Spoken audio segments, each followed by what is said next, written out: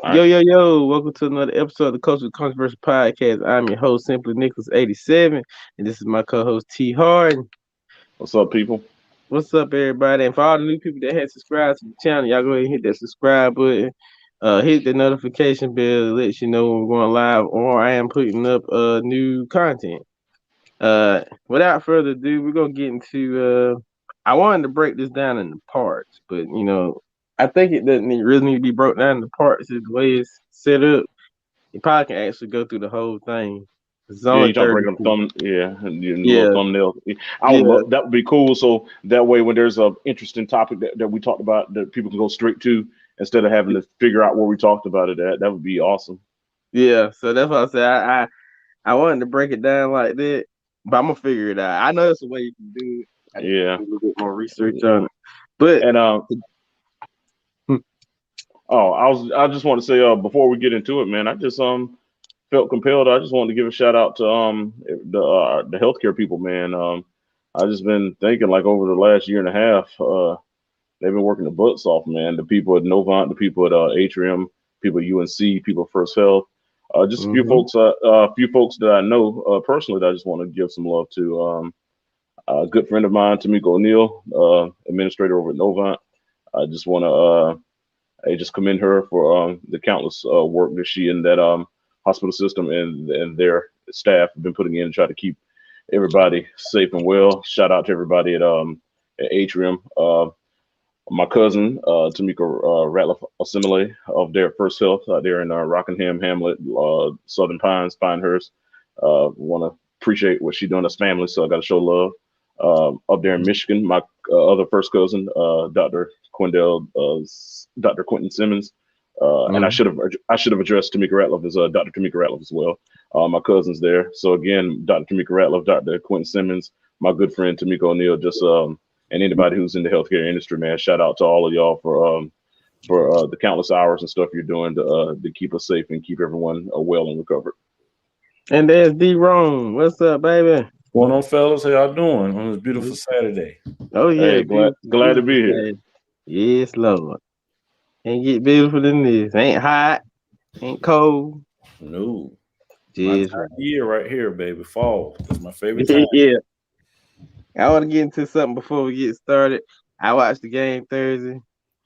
Thought, that defense is something serious now. I give defense credit. Still a Yes, lot of sir. question marks on your offense, in Well, my the opinion. line. Well, the line. Yeah. Yeah. The line is one thing about it. That line.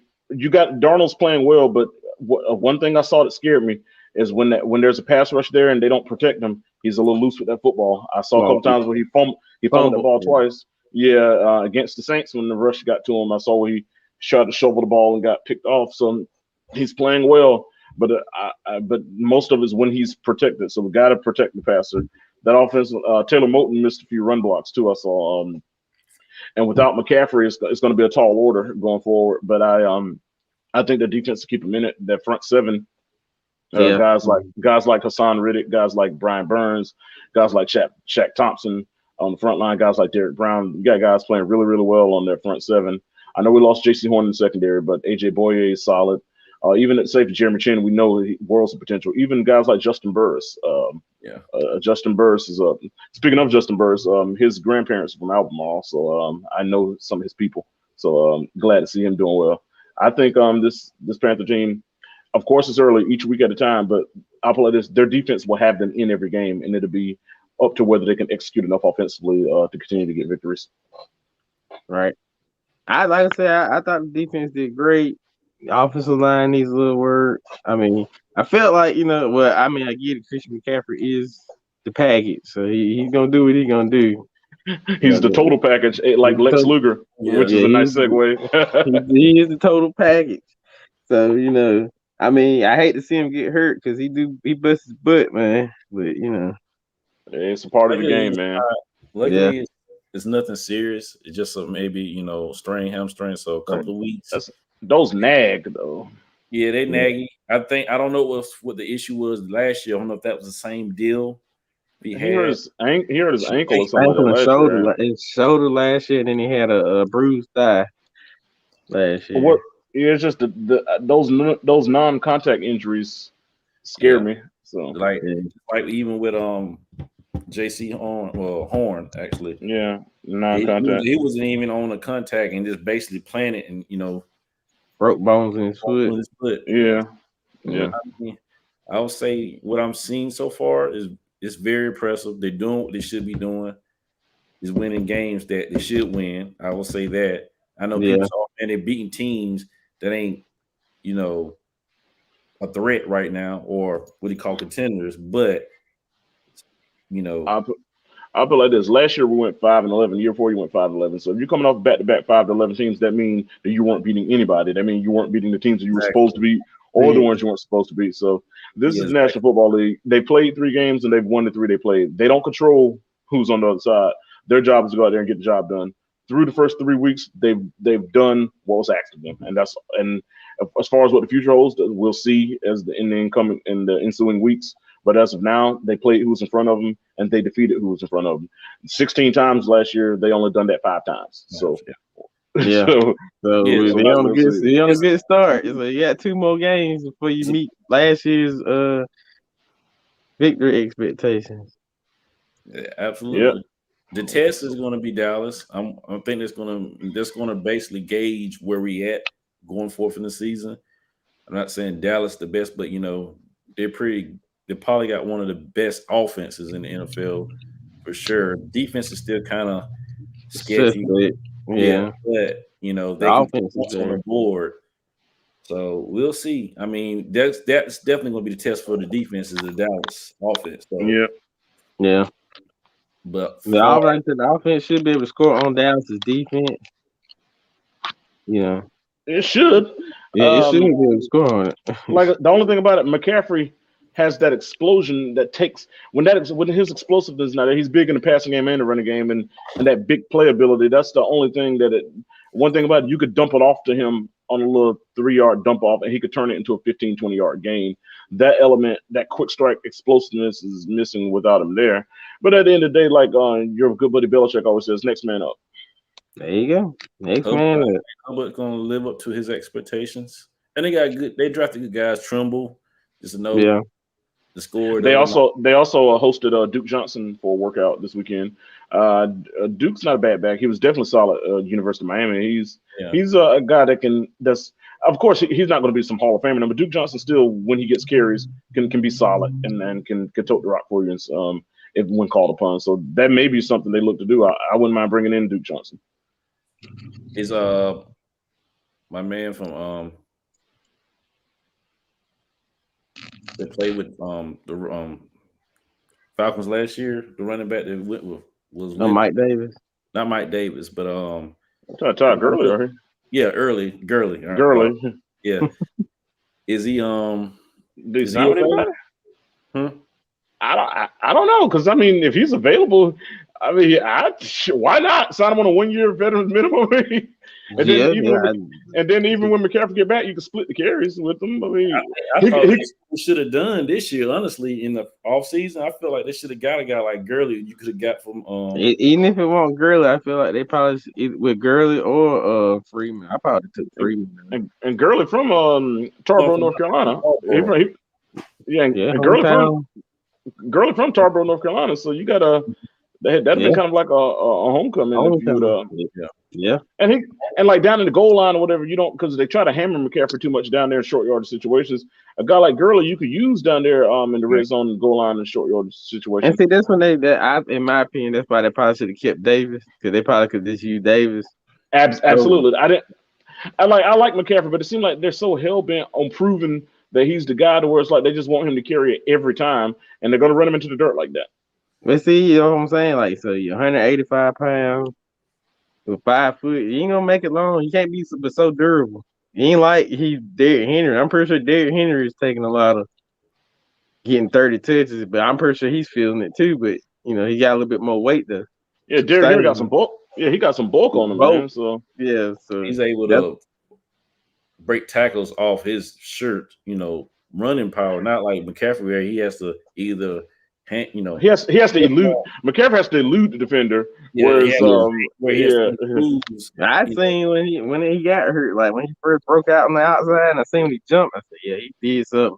Cause he just He didn't then want to grab, but you could tell that when he jumped, something went wrong. And like those non-contact injuries scare me the most because those are the ones where you usually have the worst results when nobody touched them and you see them something not right. It's like, oh gosh. Right. We're gonna get into today's topic. I gave you out one. I think that was the list that I gave you. I got the list as well. I had to change one name because the way that they generated it on the bracket thing. So which I changed. I think I said it was number 17. And I say I had 2 Hulk Hogan's on there. So I had to go with Dusty for one because I had Dusty on there, but they put 2 Hulks on there for some odd reason. So talking about the bracket thing. Yeah. I never got a chance to like digest or look at it. So it's like a tournament. Yeah, it's like a tournament of all the, good I say people that were like top tiers at their time, great champions, or that ran the territory, whatever how you want to put it. Gotcha. I got the list. I started on it. I think I did technically finish it, but that's how I got it in order. So we'll go through it. Let me grab it. I had it with me. So we got 32 wrestlers. 32 wrestlers. I put it through like a I guess it like put some in place by themselves, like a simulation pick. Basically, it seeded them off by itself. Okay. So it's the first round. There's a lot of good ones. I thought, I put the names in and it generated out. Some matches that already happened. Some probably be dream matches, say maybe. So we started off with number 1, which was they had Undertaker. And at the 32 spot, it was Y2J. The next one was 17, which was Dusty. And 16 was Macho Man. Number 9 was Kane. Number 24 was Bruno Sammartino. I think 25 C was like Bob Backlund versus the number 8 Triple H. You had number 5 Rock versus number 28 Ivan Putski. You had 21 Paul Orndorff versus JYD at number 12. You had Big John Studd versus Harley Race. RP. Yeah. You had the Big Show versus HBK. Stone Cold Steve Austin versus Randy Orton. Ricky the Dragon Steamboat versus Sting. Greg the Hammer versus Kevin Nash or Diesel, whatever you want to call him. Iron Sheik versus Andre, which we've seen that, Hulk versus Sergeant Slaughter. That's been the matchup before. John Cena versus the $1 Million Man. Ted DiBiase. Yeah, Ted DiBiase. with his slave Virgil. Yeah. Oh man, Can you imagine in 2021 if they tried that? That would not. I don't know. They tried it again. Ted DiBiase Jr., his son. Well, back around 2013, they brought Virgil back to be with Ted DiBiase Jr. They really did. Yeah. Yeah, but if they tried that now.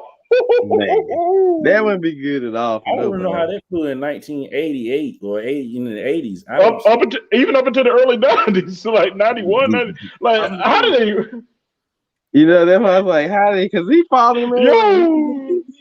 Yo, I saw a clip on YouTube one time where you had Ted DiBiase doing like a little promo. They were out in the woods somewhere, him and Virgil, and he was like eating a hot dog or something like that. And DiBiase, some mustard spilled on DiBiase's shoe. And then he said, not Vincent. He was Vincent when he was in the. Yeah, but he was Vincent when he was in the NWO. Virgil. His real name is Mike Jones. Virgil. He's actually not that Mike Jones.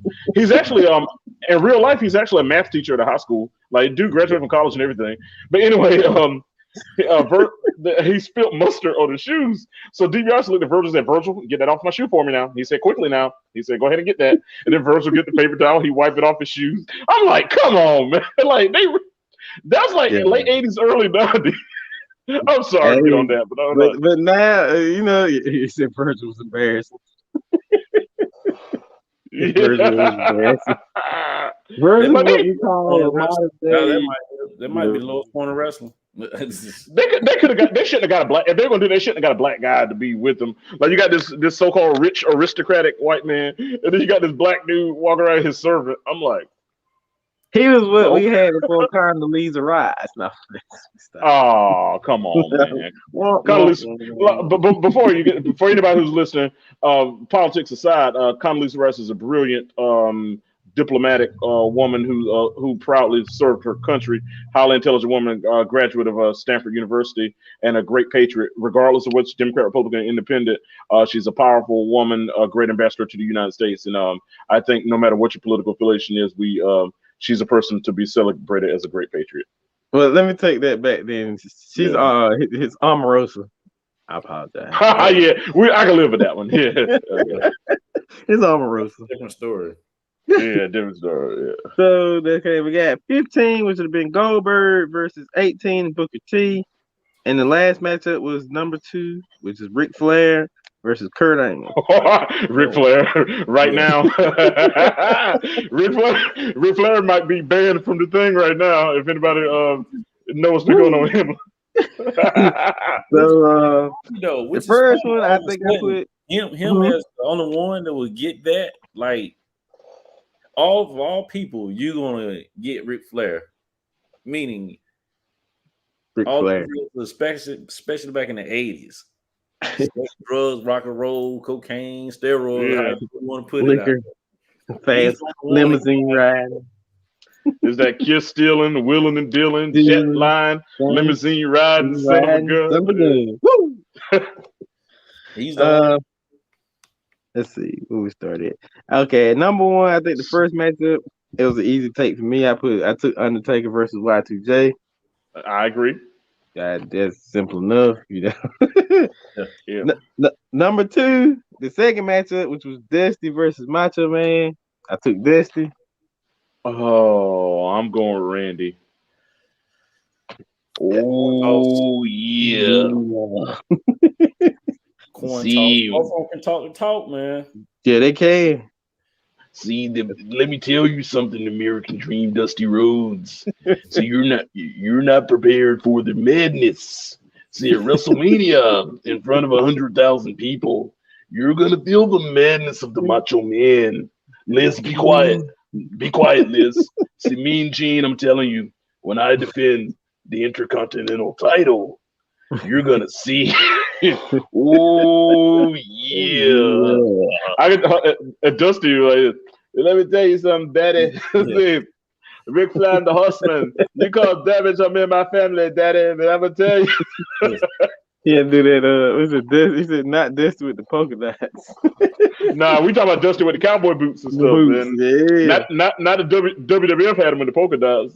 Yeah. We talking about the NWA, AWA did the Dusty. NWA, Jim Crockett Promotions, all that. Championship Wrestling Florida. Yeah.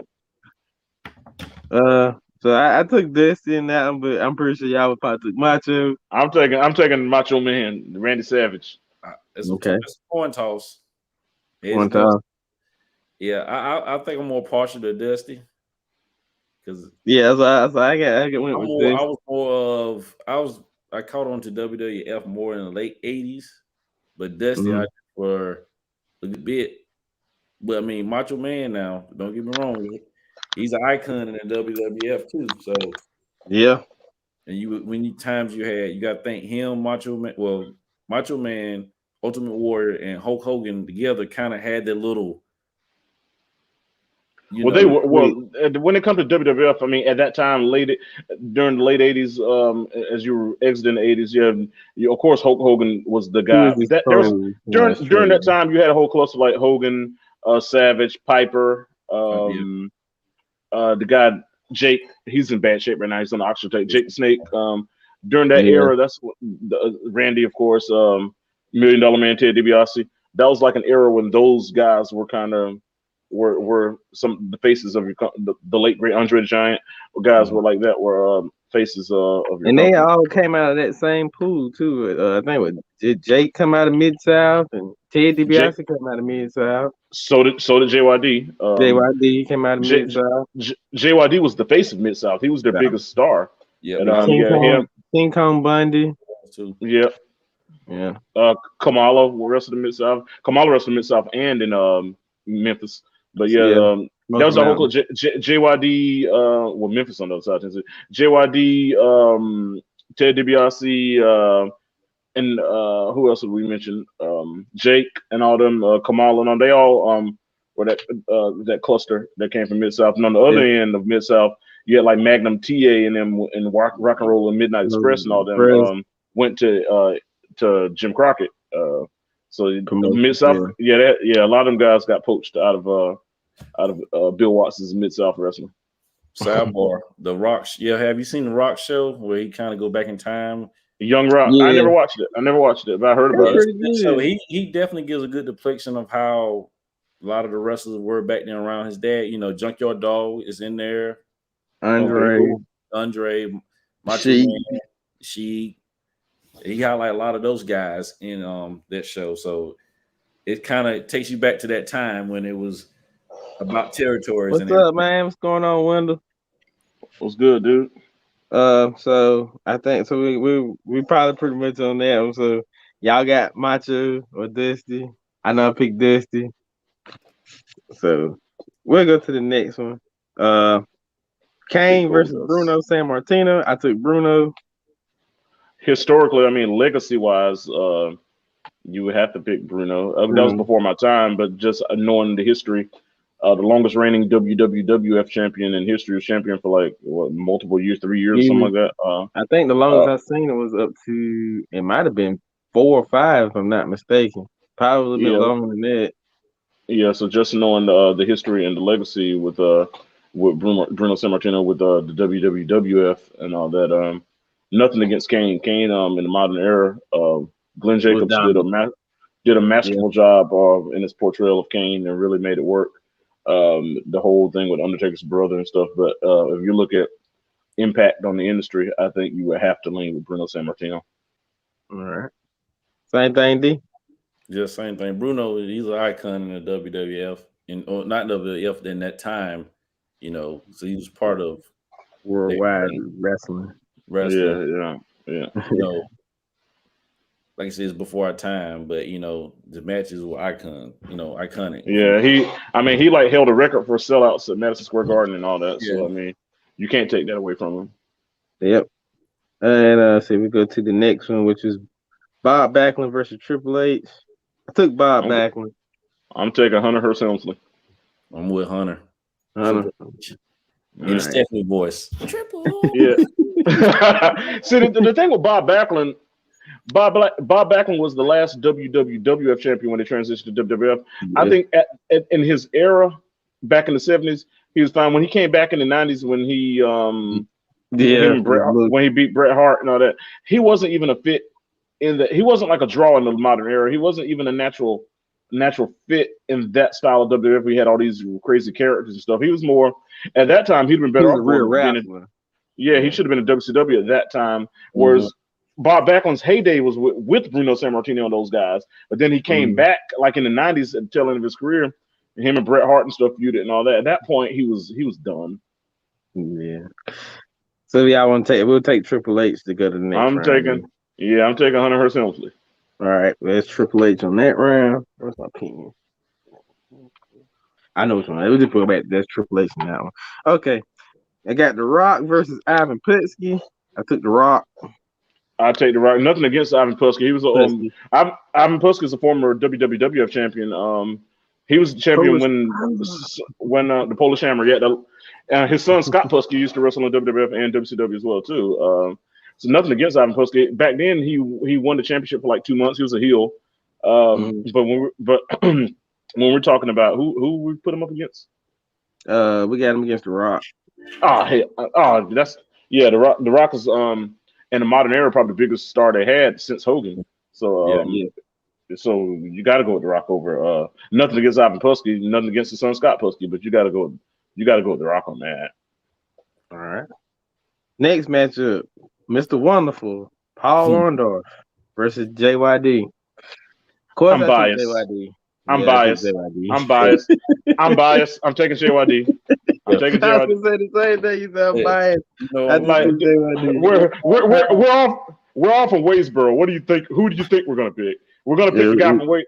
For those of you listening, the late great JYD was from Waysboro, graduated from Bowman Senior High School. He was a Bowman/Anson Bearcat, outstanding football player, outstanding wrestler for Anson. Also Fayetteville State Bronco.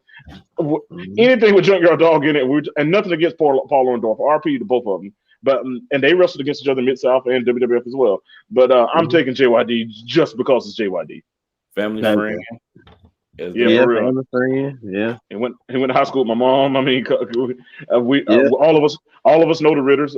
Even County Commissioner Mr. Jarvis Woodburn, that's his brother-in-law. We all know him. We know his wife, JYD's sister, Miss Christine Woodburn. We all know her. His daughter, well, she was not in the same grade, but Latoya She was died. 2 years ahead of me. So man, RIP to her too, man. That was sad. We lost her. Timely death. That was very sad. You know, I know his other daughter used to work at the hospital, Deveda.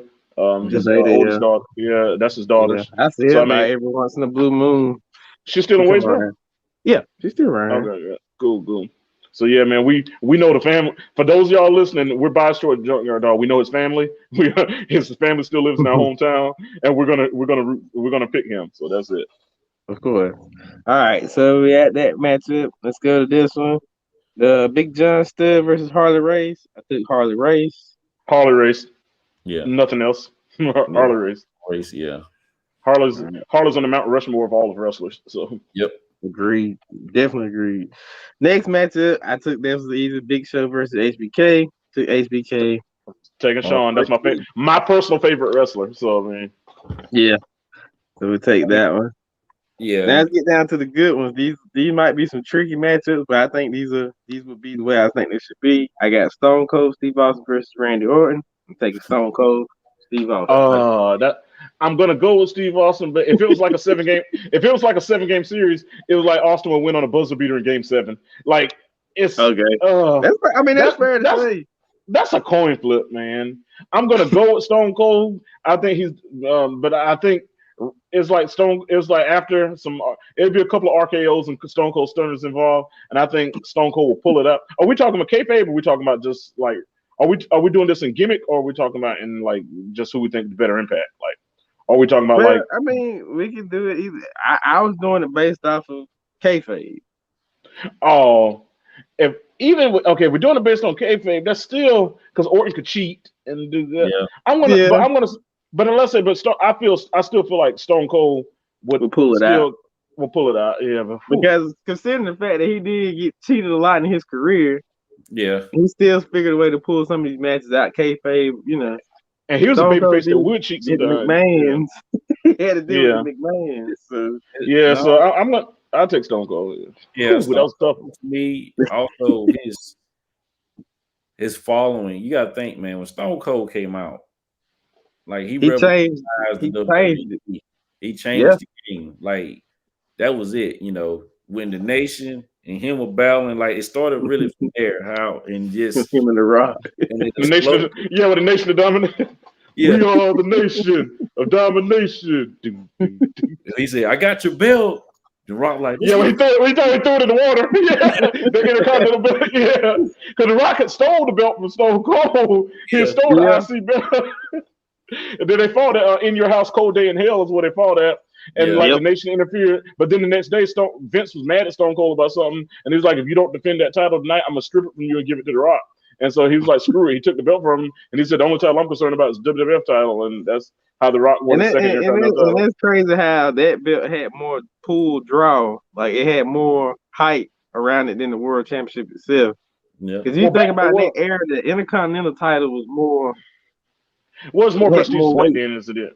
The problem is now you got an Intercontinental and a U.S. title. Back then, the U.S. title was in WCW. You don't need an Intercontinental and a U.S. champion. You need pick one that you need. And back in the day, you had made like Bret Hart, Mr. Perfect. Lots of times, you had pay-per-views that were main evented with it, like at Wembley Stadium, Bret Hart versus the British Bulldog for the Intercontinental title. That was the main event of a major pay-per-view. SummerSlam. Yep. Right. That was SummerSlam at Wembley Stadium. Bret Hart versus the British Bulldog Intercontinental Championship, the main event at SummerSlam. And these days, brother-in-law. Yeah, brothers-in-law. Yeah, and these days the Intercontinental title might be on the pre-show, maybe.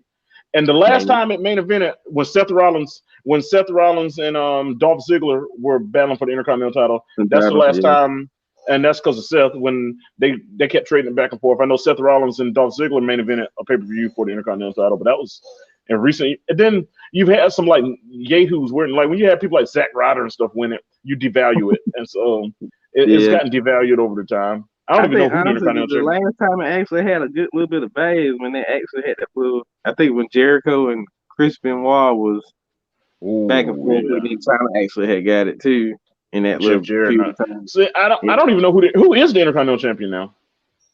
I don't know. Last time I remember, it's been a while. Apollo Crews, but he ain't got it no more, do he? He probably does. Big E had it before him, and then he beat Big E for it. Yeah, it's the Big E champion now. Yeah. So who is? So that's the problem. I'm being dead serious. I don't even know who the Intercontinental. And I watch WWE. Like I still watch. I don't know who it is myself. And I don't even know who the tag champions are, but I can't tell you who the. And I know who the U.S. champion. Damian Priest is the U.S. champion, but I don't know who the Intercontinental. I'm gonna have to Google who the Intercontinental champion is. I think the SmackDown tag team champions are the Usos, if I'm mistaken, and the Raw tag team champions are the RK Bro. Yeah, the Usos at the next pay-per-view are going to be challenged by the Street Profits. Shout out to Kenneth Crawford. Kenneth Crawford, what are you waiting on, man? We're trying to get you on the show. I know he's been busy, man. I tried to reach out to him. I told somebody to go ahead and I think they told him. But I think they just now finally getting back on the road. Yeah, I done talked to Kiara since then too. And her husband Rob, because Rob and him are like best friends. That's how Kiara met her husband. Kenneth and Rob are like buddies in the military, and that's how they met. But we'll get them on, folks. I'm about to say, I promise you, at some point we're gonna get Kenneth Crawford, aka Montez Ford, on here. If we'll have him on here. We're gonna make it happen. It's gonna happen. It shows my last name. What my last name is. You forgot your last name. Show what my last name is. Can't give it out. I'm gonna tell Mr. Vesta you ain't claiming your last name. I'm claiming it. I can't give it out on the internet, on Al Gore's internet. I can't give it out on Al Gore's internet. No governments. No governments. Yeah. No governments. I get my first government, but they technically ain't my first government. But my first I know. I know it. It start with a different letter. Start with a C, but it don't. But I'm Ty H. That's all I am. There you go. You TH. That's what you TH. This is the next matchup right here. I had to sit here and think for this one. I had Ricky the Dragon versus Sting. I took Ricky the Dragon Steamboat. That's a coin flip. They've actually had plenty of matches too in their WCW/NWA days. Ooh. So that was a tough one. I had to sit there and think about that. I'm going with Sting too. I'm gonna say Sting, even though for whatever, like I said, I'm gonna go off their days when they were wrestling, especially back in WCW. They had their battles, right? Ricky Steamboat. So, no, I said it was kind of hard to pick. Like I tried to base it off of kayfabe and actual talent. That's how I looked at it, and I took Ricky over Sting. But I know Sting is talented. I think, well, as far as pure talent, I think Ricky's the most talented. But when it comes to and we're as far as just pure talent, but when we're looking at who's the most over, Ricky got out the game early because Ricky and Sting and Ricky are not that far apart in age, but Ricky's been retired for about 25 years, and Sting's still not retired. So Sting's 60 years old, and I saw him wrestle on Dynamite the other day. So I'm dead serious. Serious. I saw Sting wrestling on Dynamite Wednesday. He's 62 years old, and he's still wrestling. I thought he had that neck injury that time. He was like, they didn't know what he was gonna do it or not. But I guess he can. I guess God healed him. Sting's a devout Christian. I guess he prayed, got some olive oil, and now he healed him. Dang. Yeah, Sting been around for a long time. You're right about that. I'm gonna go with Sting because Sting overall just transgenerational, more popular. But I think Ricky was the most talented of the two. Ricky was more of a pure wrestler. as far as even knowledge of the game and all that. Came up in territories and all that. Yeah, Okay. but I'm still gonna go Sting. Okay. Yeah, I remember Sting when he used to wrestle before he went to the black and white when he was colorful. Colorful, yeah, he was like the ultimate warrior. The Surfers. Yeah. We know they used to be tag team partners back in some of the territories down in Championship Wrestling from Florida. They started out as tag team partners, Sting and Warrior. Ultimate Warrior and Yeah, Sting. yeah. Then Warrior went to World Class where he was the Dingo Warrior. At World Class Championship. I don't ask me how you came with that name, but I'm just saying. Yeah, no, it ain't even that because if you know the term of Dingo Warrior, it's not an actual color that person. Technically, Dingo Warrior is supposed to be, you know. I'm just telling you what his name was. I'm not getting into any of the logistics of it. We're not going down that road. We're gonna go Sting on that one. Now we'll take Sting to go to the next round. All right, this round right here. This one pretty much a no-brainer to me. I took it was Greg the Hammer Valentine versus Kevin Nash, Diesel, Big Sexy, whatever you want to call him. I took Hammer over Nash. I'm with you. I thought you were gonna go the other way. I'm going Greg the Hammer Valentine. Okay. Yeah.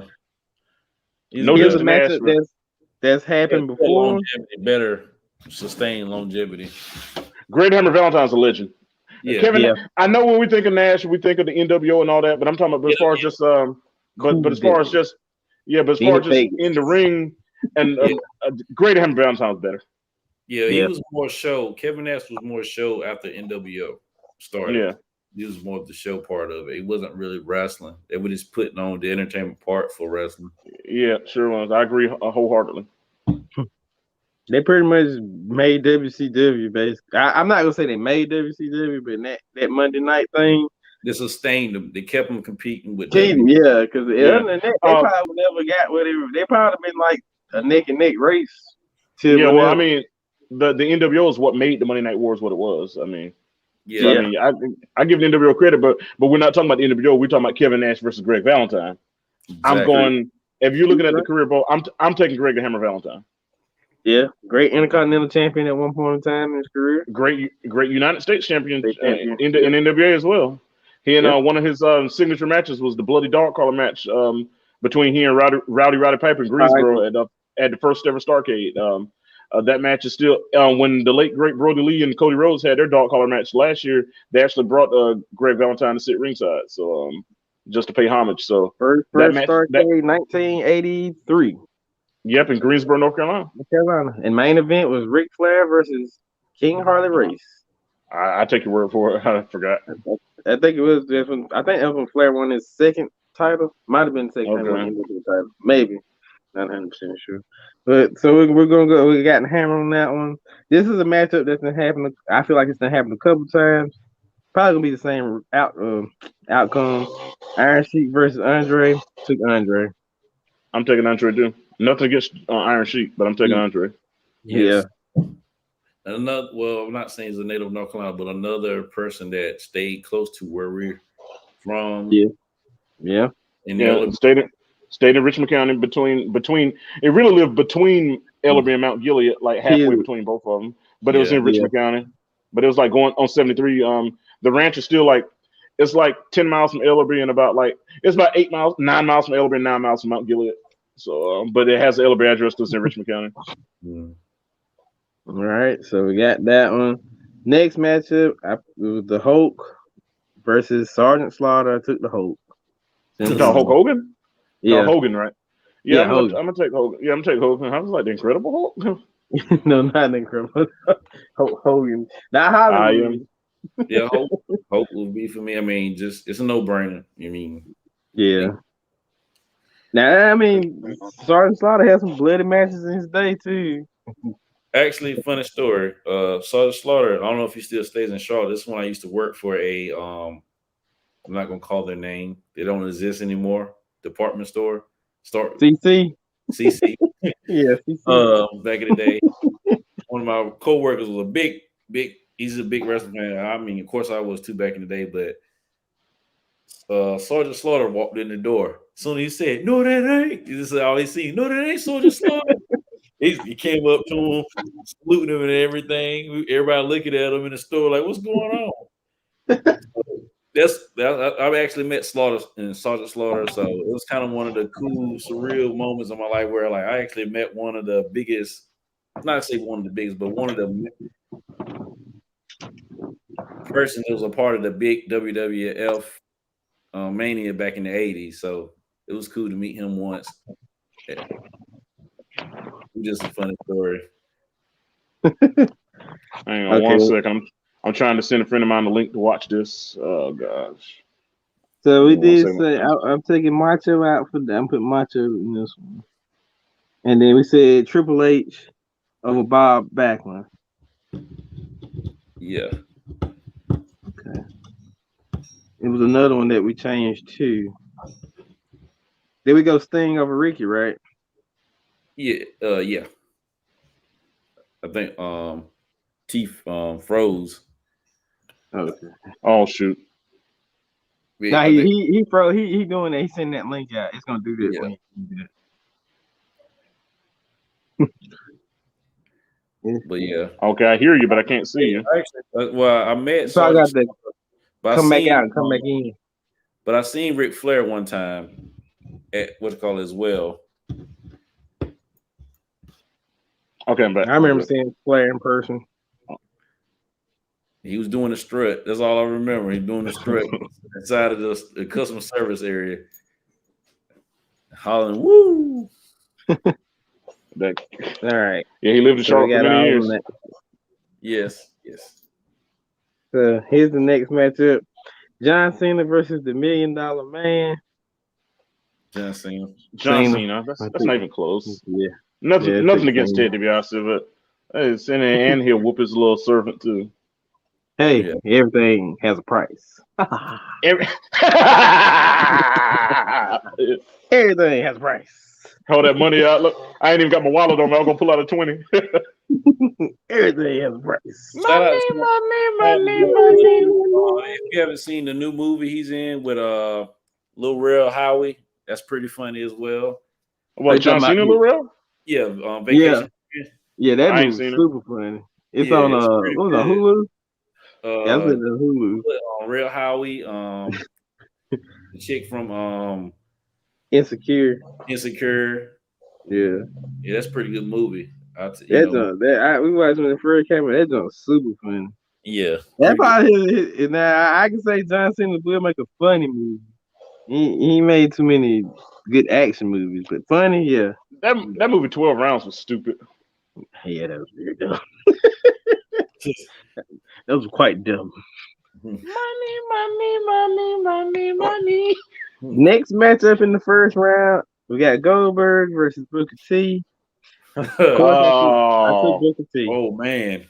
In the prime, Goldberg never lost in his prime though, but I'm gonna go with Booker. I'm still going with Booker. I went Booker too. Booker, let me say this about Booker. I feel like he probably doesn't get the credit he should get to a degree. I'm not saying that he's not known, but Booker, when he was with Harlem Heat, when he went to WWF, I mean, he definitely transited his character in both organizations and kept it well, especially with the Stone Cold grocery store fight. That that right there to me makes him more iconic with the WWF. That scene alone, even if it's not even a wrestling match, the interaction him Stone Cold had in that grocery store at the time, that was the best. They took up a whole real grocery store. Yeah. He said Undertaker, Paul Bearer did get him mentioned. Another wrestler that I wanted to see is. Yeah, I did. I put Undertaker now. We got to. Yeah, we got Taker. And the last matchup in the first round, Kurt Angle versus Ric Flair. Flair. Yeah, nothing against Kurt, but Rick. And that ends the first round. Round two. Round two. We're gonna start it out. Let's start from the top. Let's start from the top. We'll start with Taker versus Macho Man. Oh. Taker. Taker. That's all I'm gonna say. He got the record. He got the record. Yeah. Is this a WrestleMania? Because it ain't. We'll take a WrestleMania. I don't know, man. I'm It's gonna go with I'm going with Savage, but if y'all got majority wins, so y'all gonna still put Taker in there, so I'll accept that. But me personally, I'm going with Savage. But go ahead and put Taker. I'll put it as a coin toss. Coin toss. Can we coin toss it? Yeah, we'll coin toss it. You got to put somebody up in there though. Somebody got to advance. So we're gonna do best 2 out of 3. Rock, paper, scissors. What? Nah, the coins. Oh, okay, yeah. Heads will be we'll do heads Taker, tails Macho. Don't do like Jerome Bettis now. No. don't do it, Jerome Bettis. Here we go. Like they screwed. Oh yeah, that was I cut it too. All right, here goes the first one. Taker. Here go the second one. Macho. Last one. Macho. Oh yeah. Macho Man goes to the next round. Macho. He actually won a tournament to win his first WWF title. Yeah, he did. Yeah. So here's the next matchup. Bruno Sammartino versus Triple H. Bruno. Bruno. Bruno. All right. Simple enough. Sorry. Get well, Hunter Hearst Helmsley, man. We know you had a heart attack recently and recovering. So, Really? Oh man, I didn't know that. Yeah. Well, they said cardiac event is what WWF.com said. So, Okay. But us black people call it a heart attack. where I'm from, we call it a heart attack. Heart Yeah. attack. So, cardiac event. No. Fred Sanford. Yeah, I doubt he's like, I'm having a big cardiac event. Man, the Big big one. one, baby. This is The the big big one, Elizabeth. He tell his wife he come to see. What does the G stand for, Mr. Sanford? Yeah, I forgot. He had a whole bunch of different things for the G. Yeah, sure did. All right, so we got Bruno on that one. This is the next matchup. Again, I'm biased because he's from Waynesboro. Well, who we The going Rock against? versus JYD. The Rock. Yeah, Rock. I put JYD. Let's be real. The Rock. Love Okay. JYD. The Rock. I'm We'll gonna go- go with Rock because at least the Rock is highlighting JYD in his show. So I'm with the Rock. JYD is a legend. Don't get me wrong. JYD is a pioneer. People like JYD, Bobo Brazil, guys like that. Name some other. Rocky Johnson, Tony Atlas. Tony Atlas, Got Butch Bearcat Reed, right. Yeah, and I'm even going further back. Big Thunderbolt Ernie Patterson, Ernie Ladd, Thunderbolt Patterson. All those guys are pioneers for black wrestlers. So I mean, so they're legends. And so this is JYD is a legend, but we're talking about the level of icon that the Rock has reached. You still put the Rock over JYD. Okay. I We'll mean, go with it. iconic wrestler. Not only an iconic wrestler, probably one of the highest paid movie stars right now in the game. The highest paid Hollywood grossing actor right now. So He said, "Who would go against the 4 Horsemen?" A lot of people. The NWO. NWO ran like 30 deep. So NWO, DX, shucks, you can go as far as the Ministry of Darkness. Yep, the corporation. The corporation, the union. Nah, we're not doing the union. If you're gonna do that, you might as well say the inner circle of the pinnacle. If you're gonna do that, like, come on. What was the problem with Edge? Heart Foundation. He talking the Brood. That was on 3. He was talking about the Brood when he said Edge and Christian and Gangrel. Yeah, Gangrel. That group, I couldn't remember their name. But they ended up going to the Ministry of Darkness, though. So that They showed it. The Brood joined the ministry. Showed it. Yeah, they joined the ministry. Gangrel be drinking that blood out of that mug and stuff. Oh man, Come out that fire. Yeah, that music was banging though, man. You got a lot of. You talking about the stable? Yeah. I was watching that video the other day with DX, the Nation of Domination, the Heart Foundation, when DX vandalized the nation's they with racial stuff, and they said the Heart Foundation did it. And, he said that Grand Wizard Bret Hart. Yeah, he said you got the Grand Wizard over. He said see he was like, see Farouk, you got the Grand Wizard over there, Bret Hart, and all his KKK buddies. That was funny. He said, you know what else? They even said the They even used the N-word. They just ran up on the stage. I ain't seen Farouk come up like real quick and hit Bret Hart in the back. Yeah. It's like And it was a Bret whole Hart's like, problem. Who was But the Bret Hart's like, I said behind the WWF back then? I forgot. Somebody we were talking about that. I mean, had Jim Cornette, Vince Russo, who didn't get along with each other, Bruce Pritchard, Jim Well, Ross. Vince Russo wrote a couple of good stories, and you got what's my man name? Michael Hayes. Michael PSAs. Yeah, it was mainly people like Jim Cornette, Michael Hayes, Bruce Pritchard, and the guy we just called Vince Russo. So, it was like a combination of those guys. You ever Jim listen Ross to this podcast? I listen to Jim Cornette. Yeah, Jim Cornette.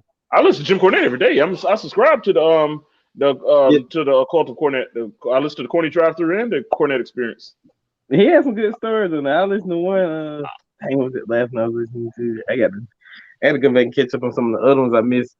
It was a period of time I missed a few. I love James C. Cornette, man. I listen to Jim Cornette all the time. I love when he went on the one. I think he was like the worstest people that he ever met in his life. He made a whole like a board with magnets on it. I can't think of. He had Vince McMahon. Definitely had Russo on there. He hate Russo. Russo was like number one. Mm-hmm. He said himself he would go piss on Russo's grave. He said that's his. Yeah, that's he said that. He's serious. He's not joking about it. He's like, when he dies, make sure if I'm in a wheelchair, you take me out there. Now piss on his grave. He said out his own mouth. No lie. Yeah. Not a joke. I heard him say it. Yeah, it's fact. All right, so we'll go to that one. Next matchup, we'll have right here. We just did The Rock and JYD, right?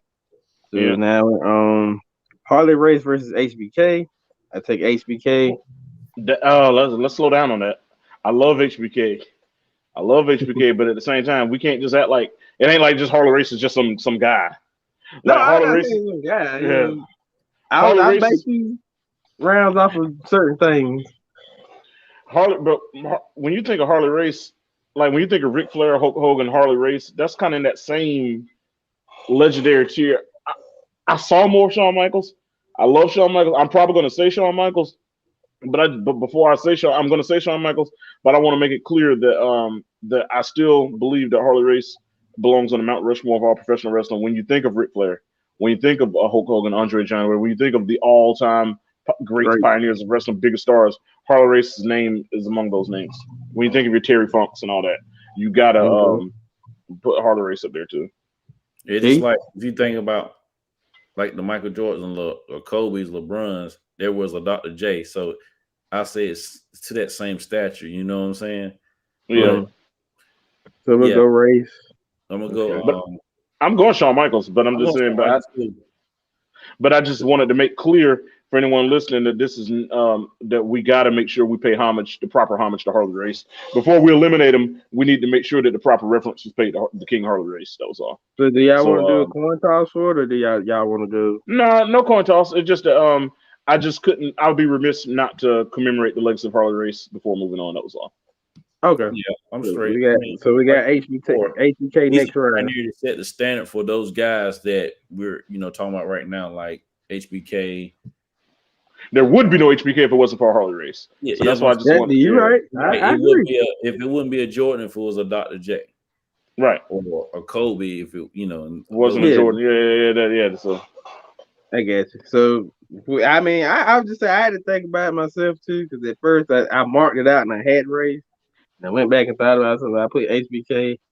So technically, I had a question mark on it as well too. So I would with both if I could, but I can't. Can't pick two. You gotta pick one, man. Yeah, I gotta pick one. And like I said, it's I had HBK.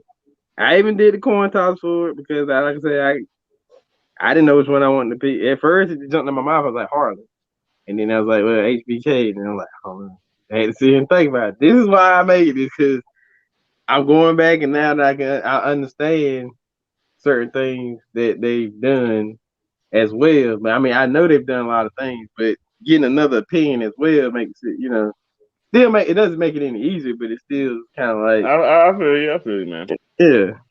So we got that. Okay. Next one. Stone Cold Steve Austin versus Sting. I took Stone Cold. I'm taking Austin 316. 316. I think Austin. I think Austin at his peak was bigger than Sting at his peak. Oh yeah. I think Agreed. Sting. I feel like Sting was bigger for a longer period of time, but I think that. But when Austin hit Austin's peak was bigger than Sting's peak. So I'm taking Austin. All right. Austin, because I'm and again, I probably said it before. I just feel like Austin probably was the character or wrestler. Let me say it that way. Wrestler that actually kept the WWF/WWE relevant. He was the face. 90s, late 90s, and with Vince, but just that character alone kept the WWF/E relevant to where they become. Get me attention. My man. Hey man, you could at least got the. I'm reading the comment at the bottom about he watched the gentleman watched the women's match but didn't know her name.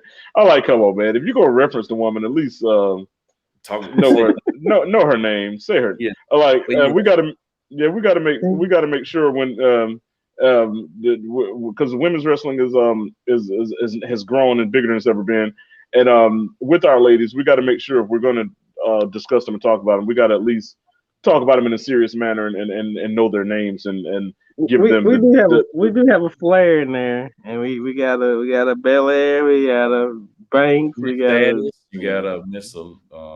We got quite a bit. Yeah. My point is when we talk about them, we got to at least be able to address them by their names and evaluate it and talk about them in a serious, respectful manner in the same way we talk about the guys. So I just don't want it to be where when we get to talk about the ladies that we're just talking about them objectively. Talking about them as objectifying them and stuff. We got to talk about them in the same vein as we talk about the men in the same professional manner. And so we gotta, hey man, if you can find out who she is and give us the names involved, man, I'll be happy to join these fellas and discuss who you're referring to.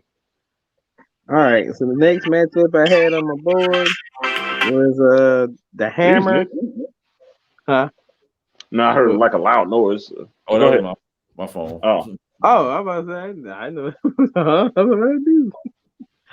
So the next matchup we got Greg the Hammer versus Andre. I took Andre. All right.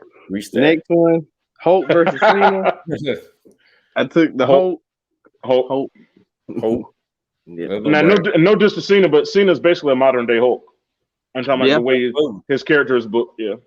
Yeah, he's like the real American song without the real American song. I am a real American. Yeah. Fight for the rights of every man. I am a real American. But they get rip your shirt off.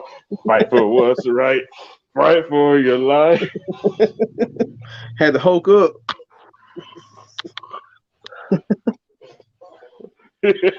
All right, and the last matchup in this second round, Booker T versus Ric Flair. I took Ric Flair. Ric Flair. That's not even close.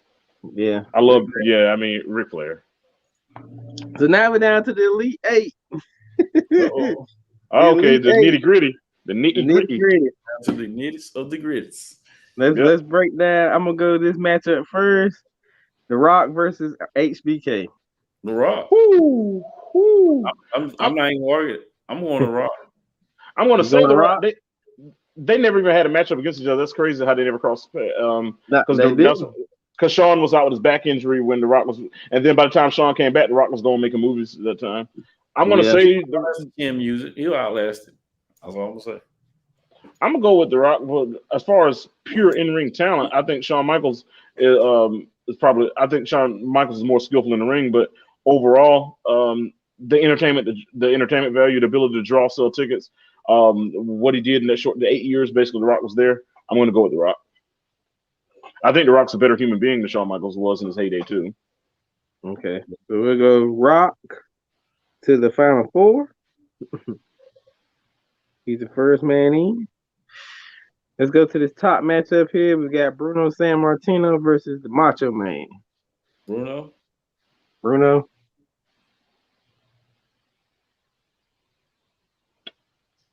I'm going Savage, but y'all already. I'm outnumbered, so go ahead. Okay, there we go with the Bruno goes the second entry into the Final Four. Let's go down to this bottom bracket. We got Stone Cold Steve Austin versus Andre the Giant.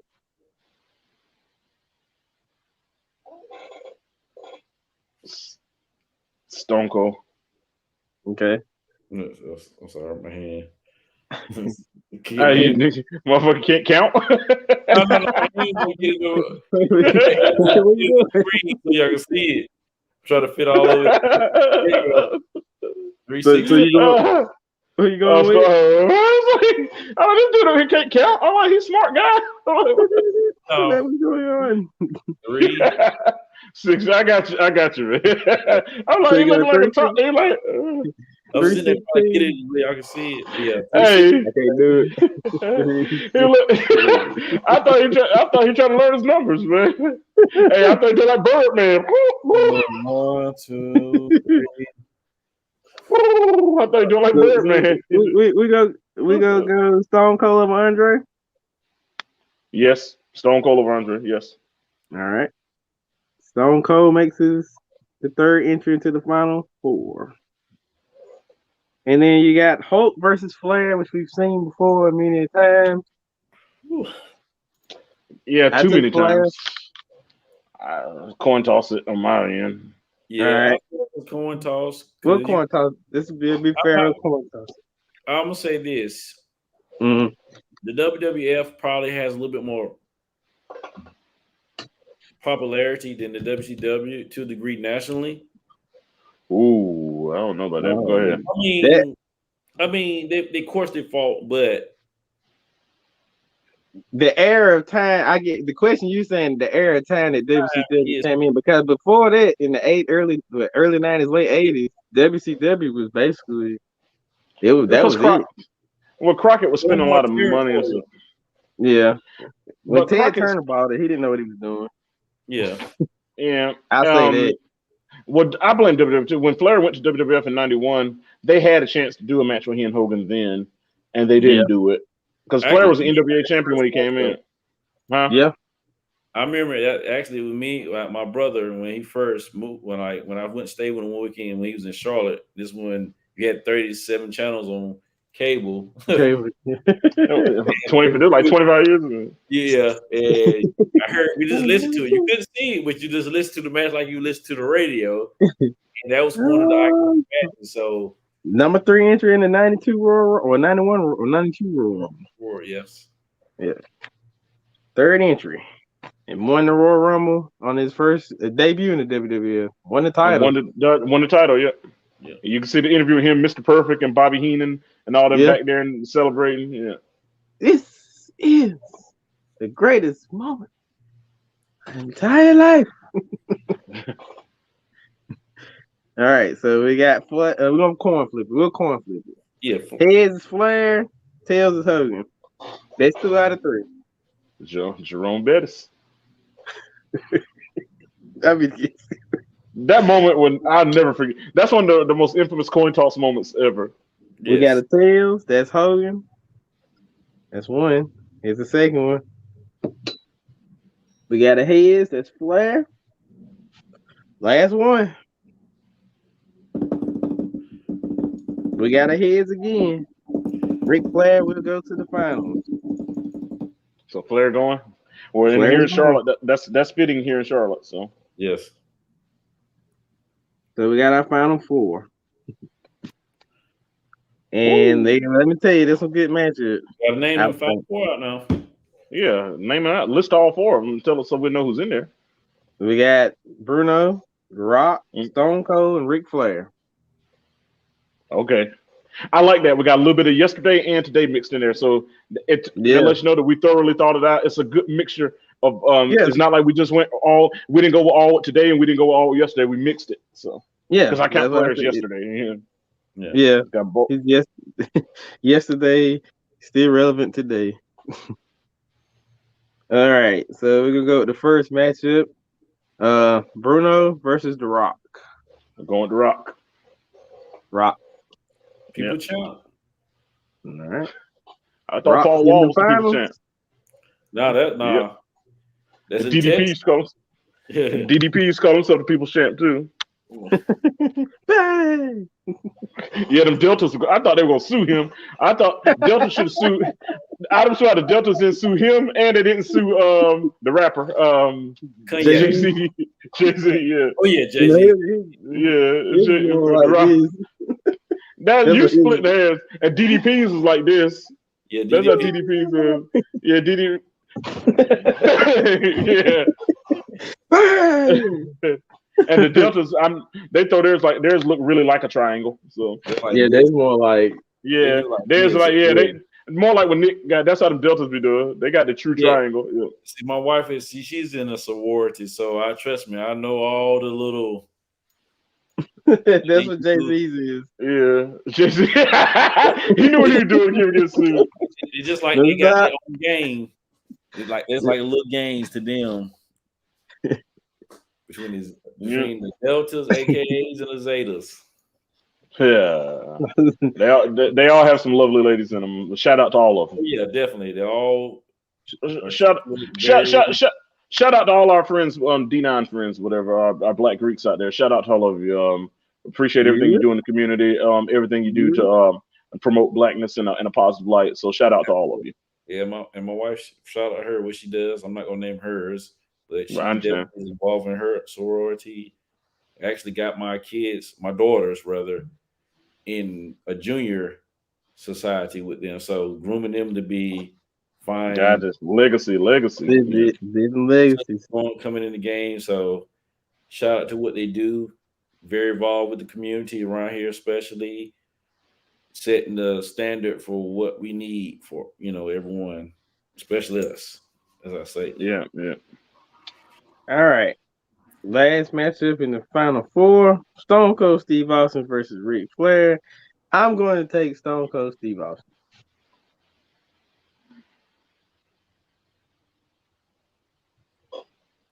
Coin flip. 316. Well, coin flip. What did he say? So who who did Nick take? Who did Nick say?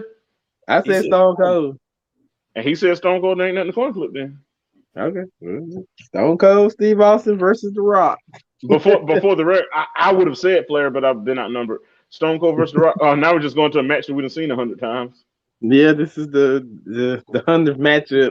On television, The Rock's only beaten Stone Cold one time in a televised match. That was at WrestleMania 19. That's the only time The Rock has ever beaten Stone Cold in a televised match. Stone Cold had The Rock's number. I like The Rock He beat him better. in WrestleMania 15. He beat him in 17. Beat him in some of them In Your Houses back in the day when they were feuding for the IC belt. Yeah, a bunch of matches with the infamous Armageddon match, 6-man Hell in a Cell. Shit. So, Rikishi got thrown off the cage in the truck. Oh man. I'm gonna say this. When it comes to the two, that's a good thing. It's a good segue. Say between The Rock and Stone Cold basically speaks our era. Like between you, Nick, and me, the era that we grew up in, which was so great with the WWE. Those two honestly stuck out the best. Even I'll say they might have been more iconic at the time than the Hulk was. They knew how to sell out a house. That my thing is they knew how to put asses in seats, and that's what Vince McMahon was looking for. Well, especially in an era, because you got to realize during the mid-90s, 95, 96, wrestling was almost dead. And you can say 98, 99 was a revival. It was a resurgence. It was a renaissance. And I think that renaissance was kickstarted by Stone Cold Steve Austin. And then when The Rock, as he emerged, the feud between them, that whole dynamic, we throw NWO DX and all that in there too. That it did a lot of damage later on, but I'm talking about with the NWO and all that stuff and DX. But at the time when wrestling was on life support, those names that we mentioned are the names that are revived wrestling at the time and made it thrive again. So, of course, like I said, when we speak of the Stone Cold and The Rock, we're speaking of our era. And for those listening who want to say, well, why didn't we include somebody from the other era when we got to the final round? You got to realize it's natural to be biased towards what you saw. Yeah. So of course we're gonna have more sentiment towards what we saw. We saw more Stone Cold and The Rock. That's what we saw. So we understand the history. We understand the legacy and the impact that other people had. But with these guys, not only do we understand the legacy they had, we saw it, and we saw it as it happened. So that's why ultimately we ended up with this matchup. And again, Despite I'll say this for that as well to segue into that. Like you said, we did see. I saw Stone Cold wrestle. I seen Ric Flair wrestle a little bit, but in the part of that time when he was they were he was getting older. He was getting older, though. Yeah. Stone Cold was the hottest ticket out. So, yeah. And to find out who we chose to win it all, we'll be back at this commercial break. Yeah, this commercial. I'm joking. That's in real life. If it was a TV show, that's what they do. They go to commercial, make you wait, and then come back. So yeah, we're back. We're at the finals. Yeah. I want everybody's individual opinion on why they picked the winner in this final. We got The Rock versus Stone Cold Steve Austin. I'll start with you, T. Start a debate. Let's get the debate. Let's get the debate going. Rock versus Stone Cold. This is for the marbles. This is all the marbles. I'm gonna go with Stone Cold Steve Austin. I like The Rock better personally. I want to make sure when it comes to who I like the most between the two and who I personally enjoyed the most is The Rock. But I try to be unbiased, except when it came to JYD earlier. I try to be unbiased and evaluate things on its merit. So the reason I'm picking Stone Cold, you got to realize Stone Cold created his own momentum. When he was in WCW stuff, he was a guy that was in mid-card purgatory, a guy that was middling out of tag teams and factions and stuff. Then he briefly went to ECW. Then he came to WWF with Ted DiBiase under a bad gimmick and all that. And it was like there was right. And then when you juxtapose that to The Rock, you got to realize The Rock already third generation superstar already came in. The Rock already had the perfect look. He had everything that you would expect in a superstar. Come in, the son of Rocky Johnson, the grandson of the High Chief Peter Maivia, part of the NOI family.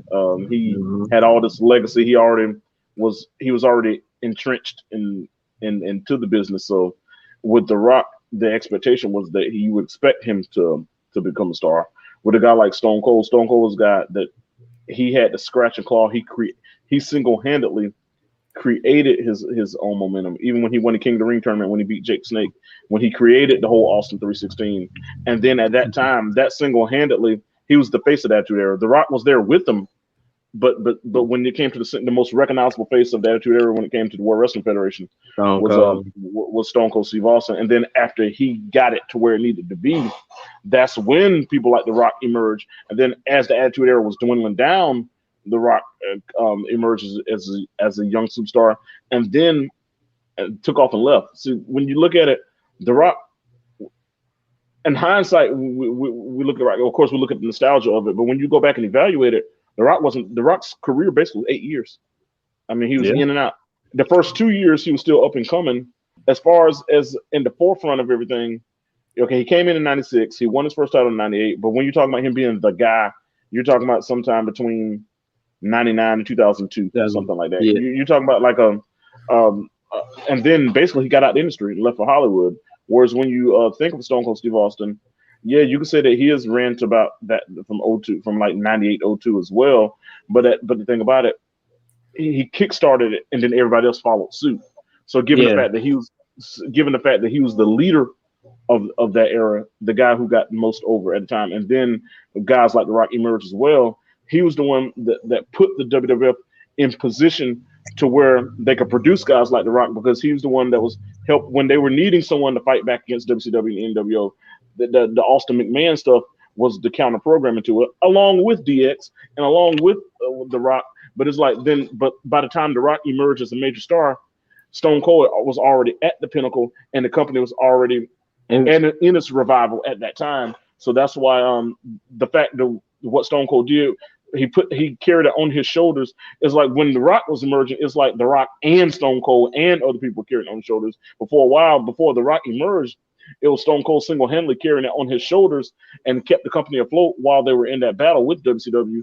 And even with that, I ain't gonna cut you off, but even with that, like you said, the fact that when The Rock came in '96, he was new. Stone Cold had already been doing this probably about 7-8 years at the point, regardless of what company he was in. He's already been established. With everything that we just discussed, that's why even though I prefer The Rock personally, just from unbiased, from a neutral, from an objective standpoint, I'm going to go with Stone Cold Steve Austin, and we've mentioned why. I'm gonna go with The Rock. Kind of the highlights that T kind of pointed out is kind of why I went with The Rock. Definitely being a third generation wrestler, with his grandfather being a prolific figure in wrestling, his dad being one also as well. I would say that being his first choice, he wanted to be a football player. Right. The chance to definitely take an opportunity to get into the wrestling and seizing the moment and creating what he was a good thing. The 8 years, as we state, that he had pretty much success, a shorter period of time, I feel like that's kind of a good thing. Not saying it was highlighted as a negative, but definitely a great thing, because he made best of those 8 years in the WWE/F, and cultivated his character into one of the most iconic, of course, in the WWE. Charisma, probably one of the best ever in the WWE. Matches, he definitely had a lot of different iconic matches. One with Stone Cold, as we stated, even one with the iconic Hulk Hogan that I WrestleMania 8 and WrestleMania 18, yeah. Yep. So that was a classic. Yep, at the Sky Dome. Sky Dome. And also WrestleMania 5, I think. It wouldn't have been 5. Oh, 5. No, I'm just saying where the Sky Dome had WrestleMania, I think 5. Yeah, with Hulk Hogan and the Warrior, WrestleMania 6 had a classic match where Warrior beat Hulk Hogan, beat him clean too. That's probably one of the only few clean losses Hogan took in that first run in WWF, but without some, he had to respect it. But definitely, I say he has been one of the most impactful wrestlers in the WWE/WWE, well, WWE era /WWF. Nothing to take away from Stone Cold, as I state. He definitely put WWE/WWF back to where they wanted to be. Mm-hmm.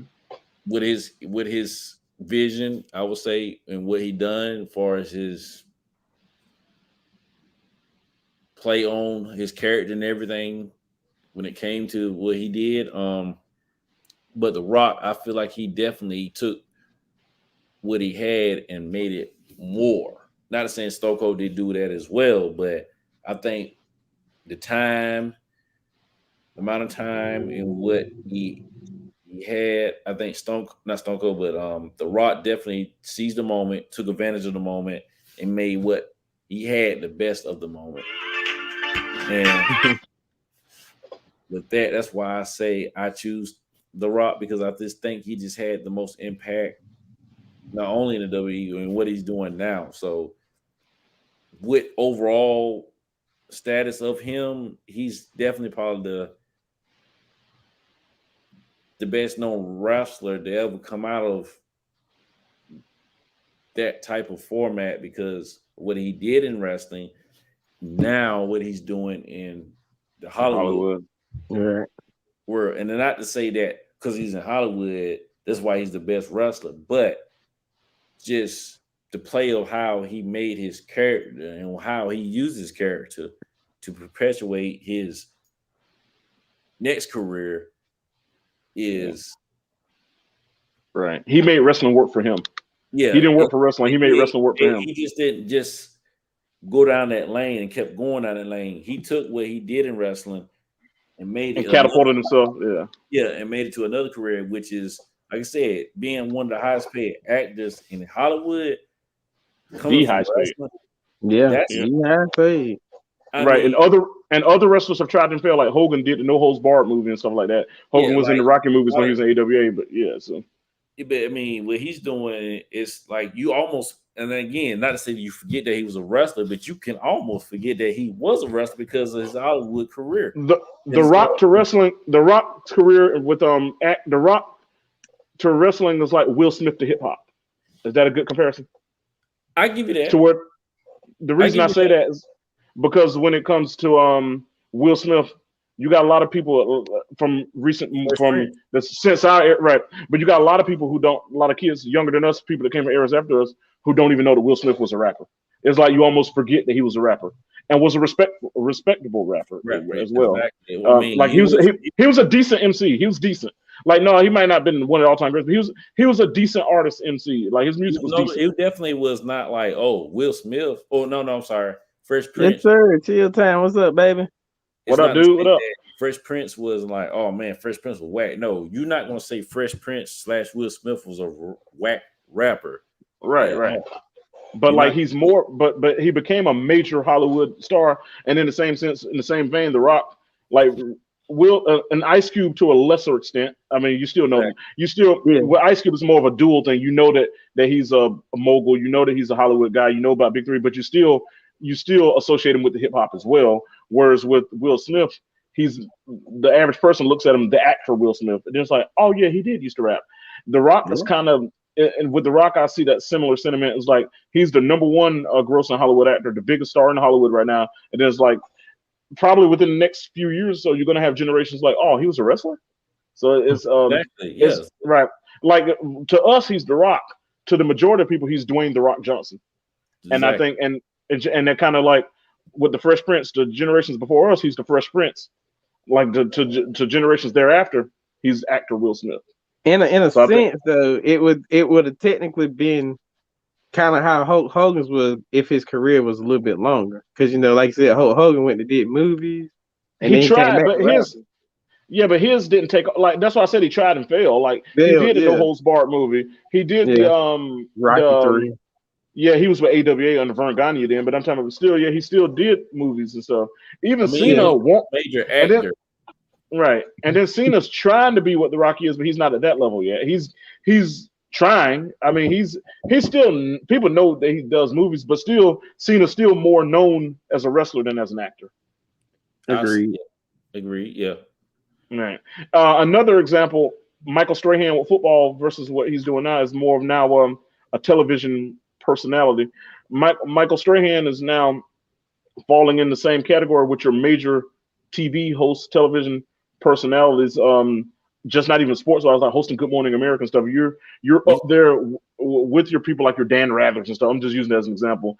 But after a while, 10 years from now, you're gonna have people like, oh, he played football too, even though he's a Hall of Fame football player. But now he's a Hall of Famer, the best one of the greatest Giants ever to probably suit up.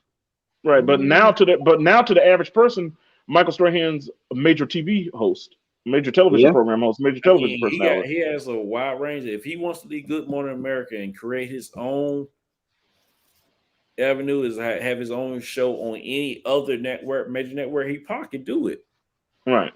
And the thing about it, it's not just sports talk. It's not like he's just on Fox or ESPN. Yeah, exactly. Good Morning America is the number one biggest morning news show, and he's one of the hosts of that. That's a big deal. So I think Michael Strahan is kind of in that same kind of light as well, where you use your athletic / primary career that you were originally known for as a catalyst to catapult you into something greater.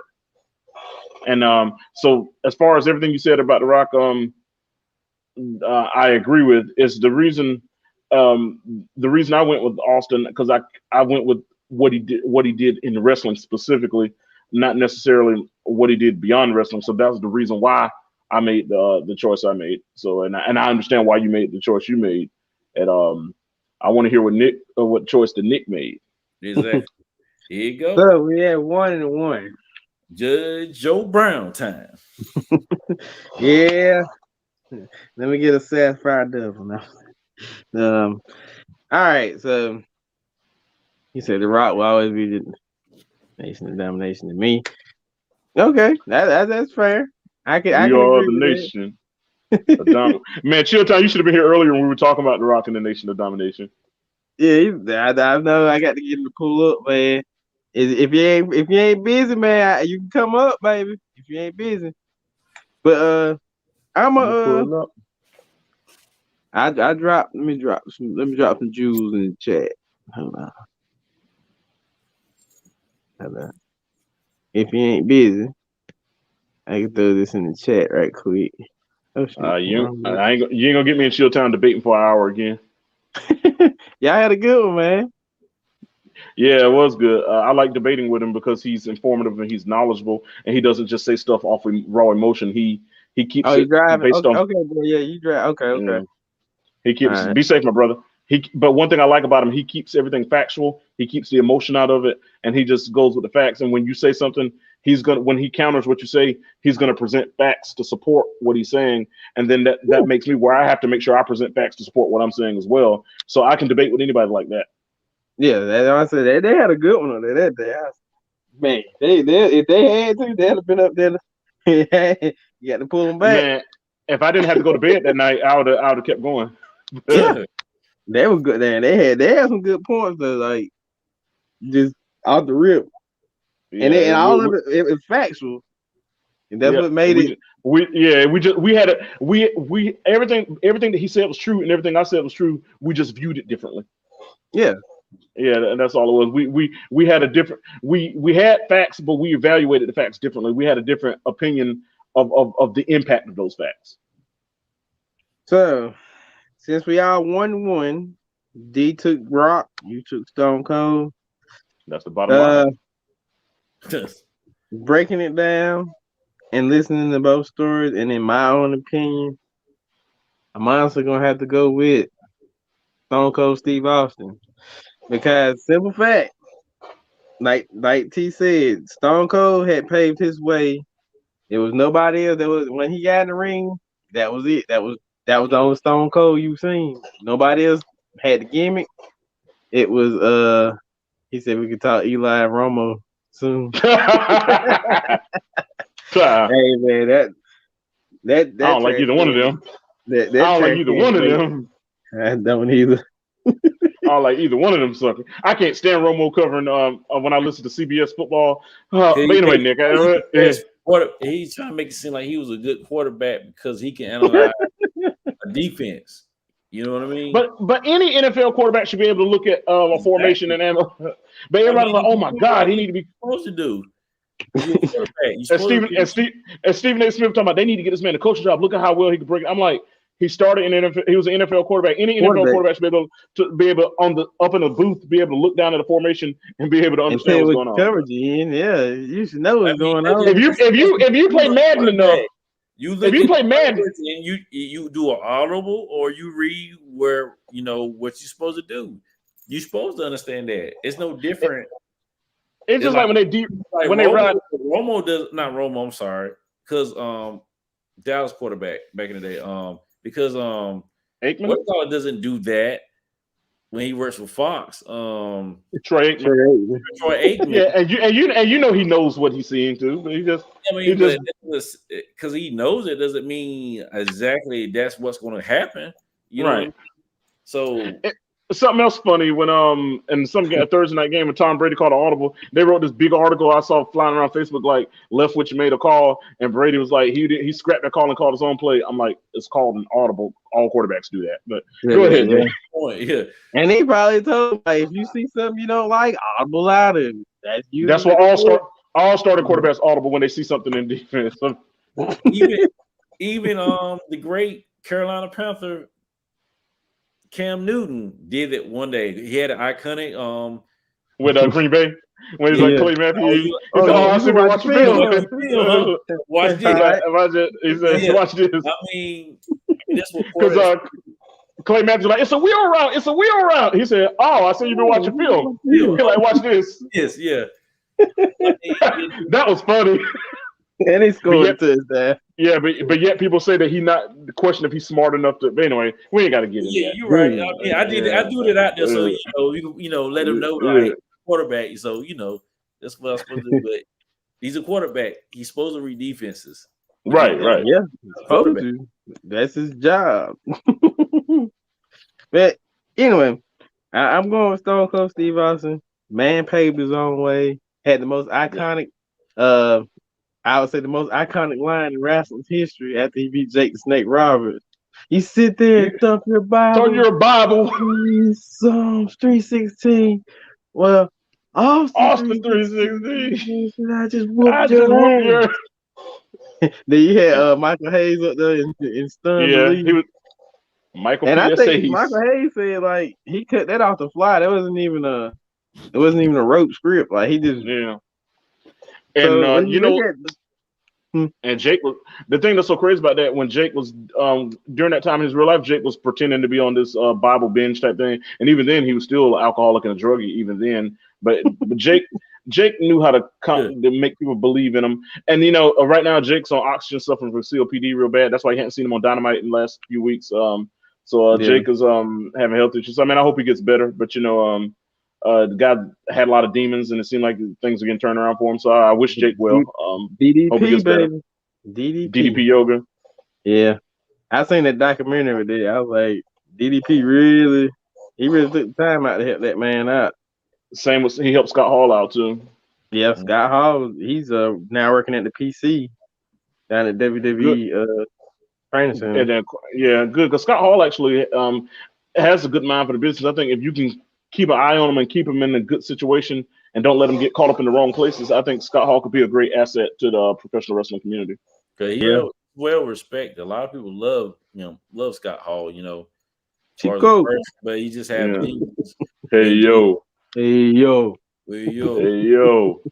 Hey, remember he was in that black neighborhood at one time with the keys? Yeah, with a pink shirt. Excuse me, with a little pink shirt on and stuff. Man, I had a toothpick like right here. I can't find it now. But what he had on, here we go. Matt, hold up.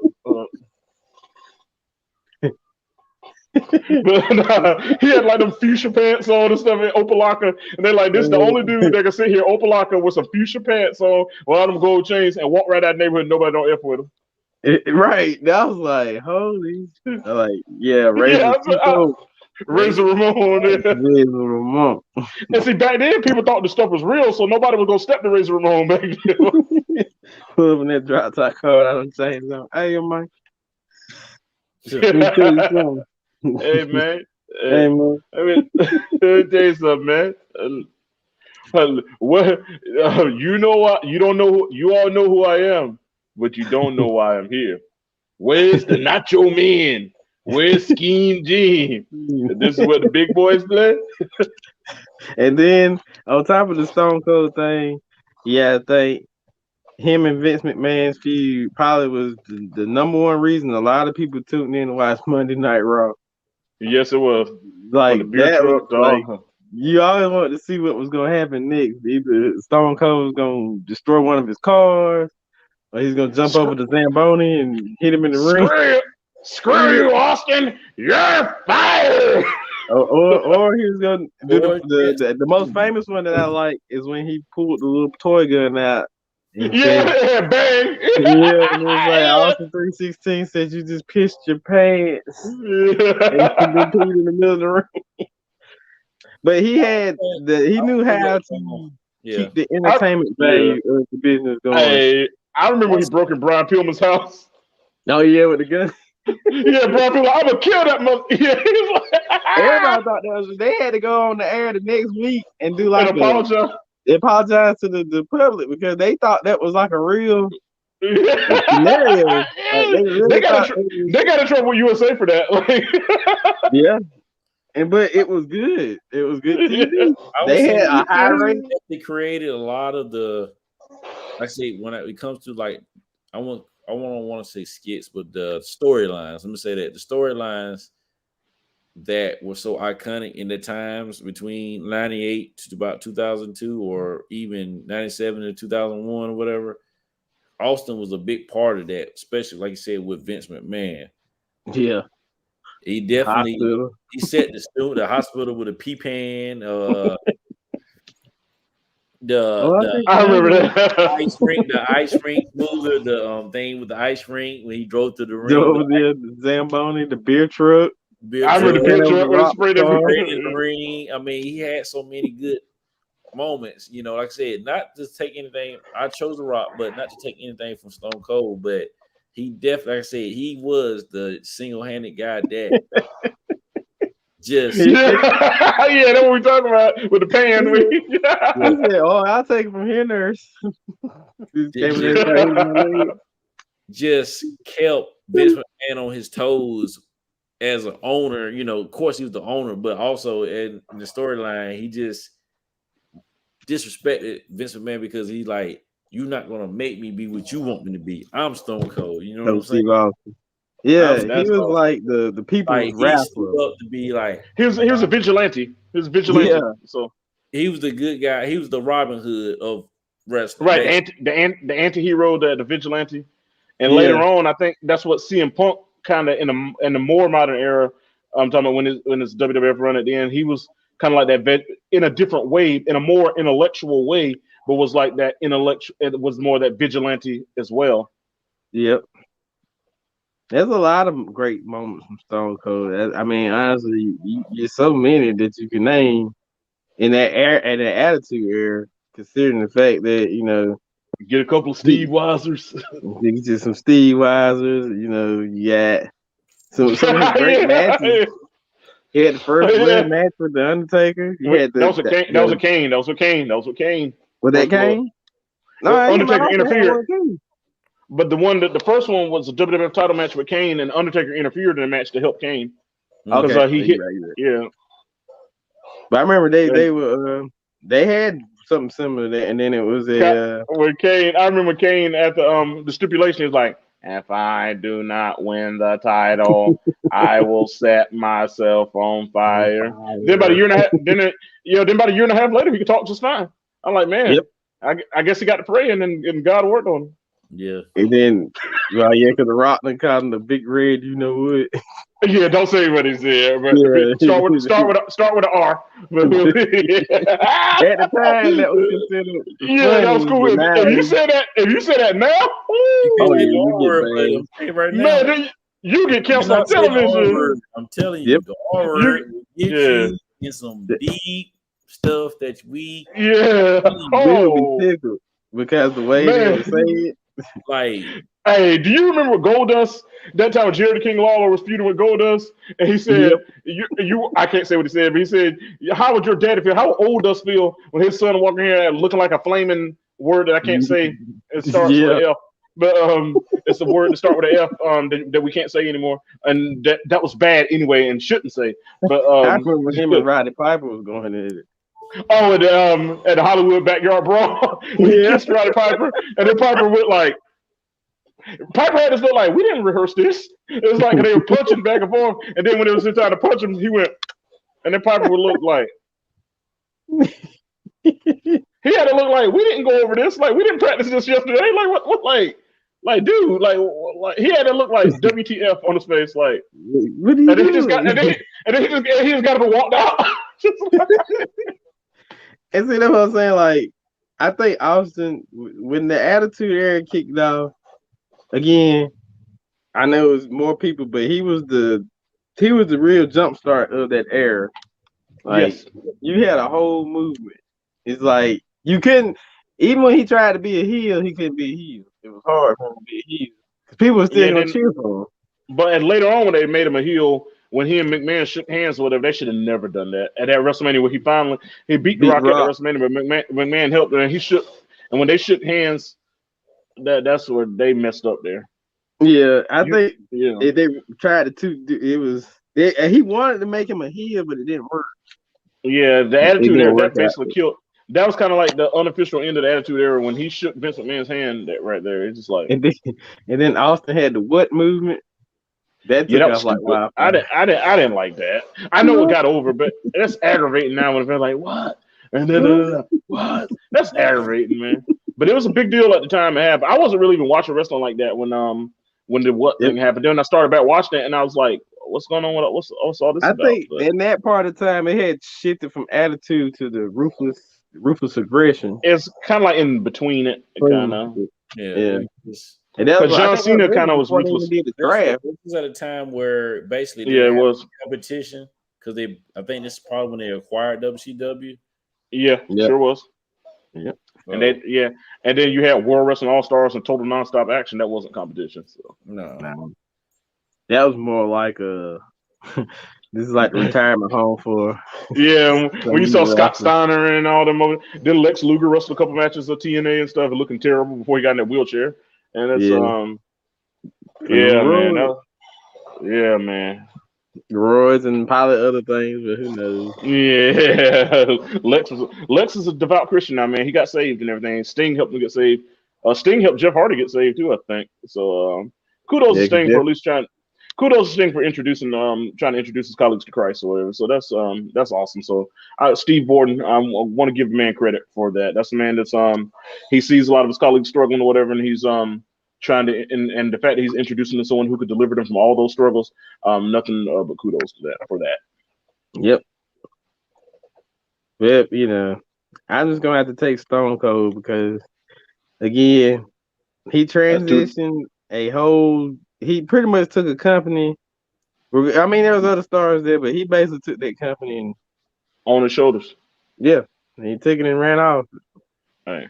Randy Savage was a goat too. Oh yeah, that we had Randy in this list, man. We talked about Randy a bit, man.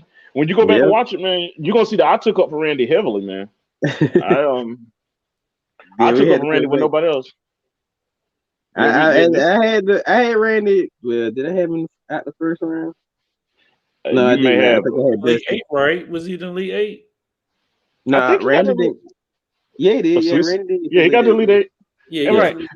And I think if you're talking about 8 wrestlers, when you're talking about all-time greats, and you run it up to 8, I think Randy belongs in that. So. Yeah, I was saying he definitely in the right position as we discussed, for sure. IC champion, world champion.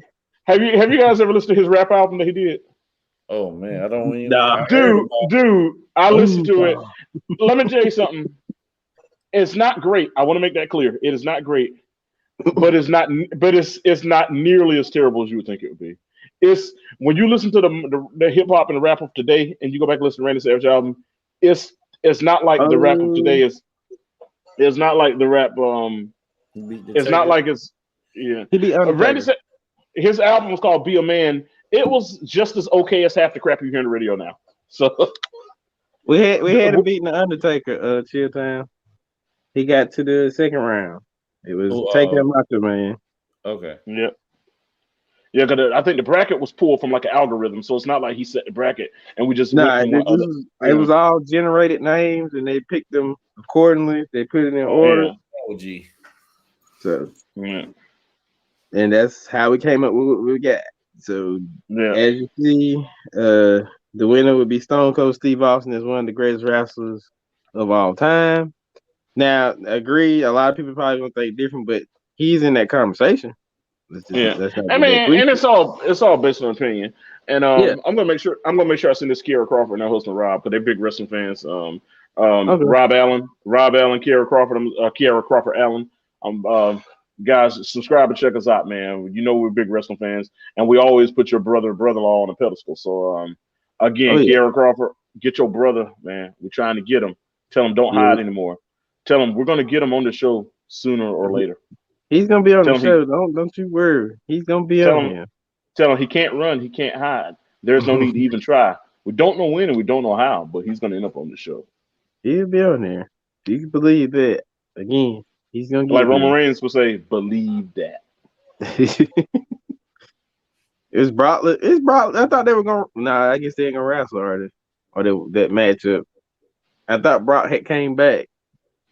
Brock is back. Him and Roman been fussing and stuff, and him and Paul, and then Paul chose Roman over him and all that. So, well, I don't really see SmackDown like that because on Friday nights I'll be gone. Oh yeah, that's true. I only catch Monday Night Raw. Raw's almost Dynamite. Raw's borderline unwatchable, and I catch I don't even catch Rampage because a lot of time it'd be past 11 o'clock when I get back into the house on a Friday. During Football Friday, I'm either going to be at an Anson game or I'm going to be at the UNC Charlotte game. So I'm going to be at one of those. And so anybody who know me, what UNC Charlotte this year? You say T. I want to. What about you? Say that again. What's the premier game for the 49ers this year? You think? Well, our season opener would beat Duke first game of the season. Yeah, Duke. I know. And we got a game against Illinois next week, but that game is at Illinois. So unless you want to fly out to Champaign, Illinois with me, man, let's get some tickets and let's roll. Nah, Champagne right now. Okay, I was gonna say. I need to get a check. I need to check them out, man. We got FAU at home. That's where Willie Taggart coaches. That's where Lane Kiffin used to coach. We got a home game against FAU. Homecoming is November the 6th against. Homecoming is November the 6th against the Rice Owls. As far as because the rest of the games are basically conference games. I mean, Conference USA ain't got like no hell. Marshall Thunder and Herd, maybe. I mean, that's national name recognition. We got Marshall like in 3 weeks at home. So alma mater of Randy Moss, Chad Pennington, Byron Leftwich. So some excellent players will come out of Marshall.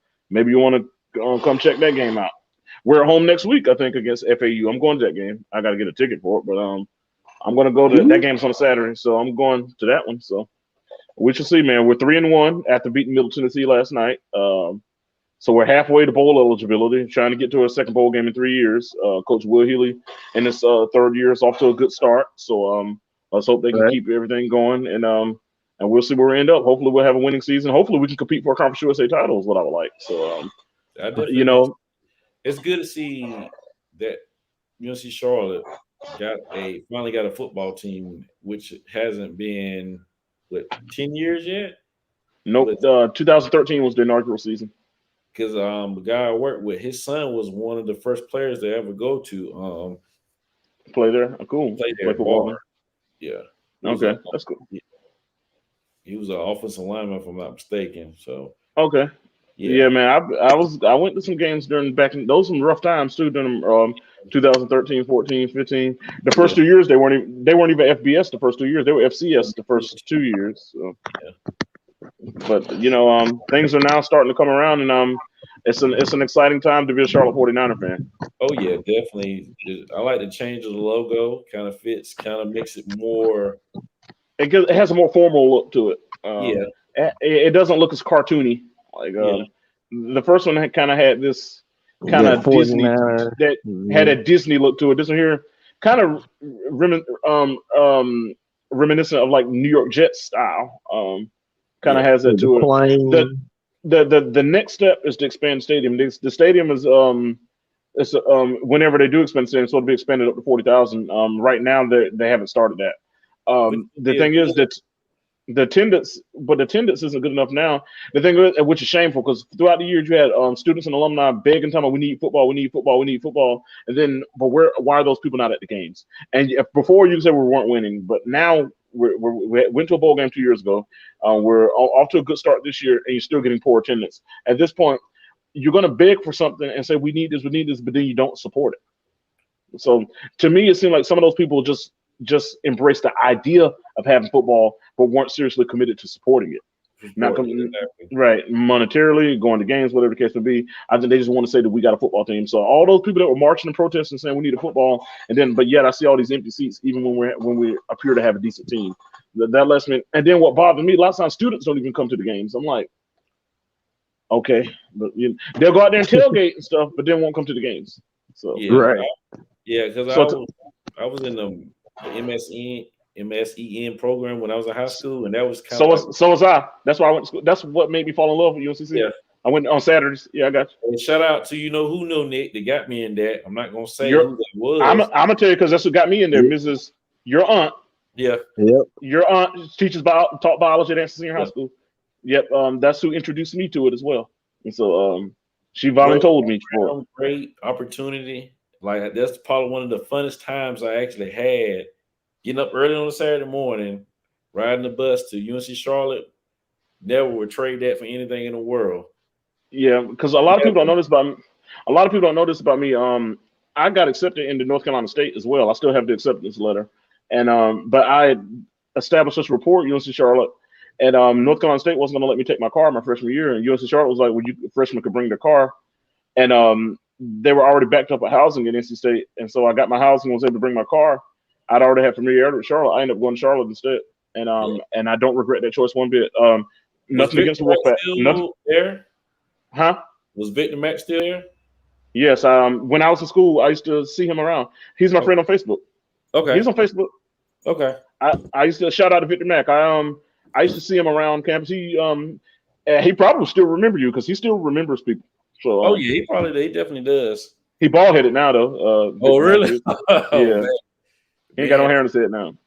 Yeah, Pull out your name badges. Well, you just say, Victor Mack's a good dude. Very good dude. Good dude. Good dude. Good dude. But, that's why I support UNC Charlotte to this day. I mean, probably would have been to school. I definitely would have went. Yeah, man, you should have came with us, man. Oh yeah. And what else you got for us, Nick? That's pretty much it right now. Cause we got some college games going on. I know we got a few college games rolling about today. I don't really think there's no real big matchups going on today. Who's playing on the prime time tonight? I'm just like Randy Moss that time. Let's see, prime time. Let me look it up. I really don't care. Whatever's on, I'm going to watch tonight anyway. More than likely. Yeah. Come on, ESPN. Doggone it. It ain't that. To be honest with you, it ain't that serious. Yeah. Whoever it is, it's probably not interesting because I ain't really heard no hype about that. Yeah, and it's like 5:25, and it's like I want to kind of get going before the whole day gets going. And let's see. Well, I know tomorrow's the NFL games, and my team already played.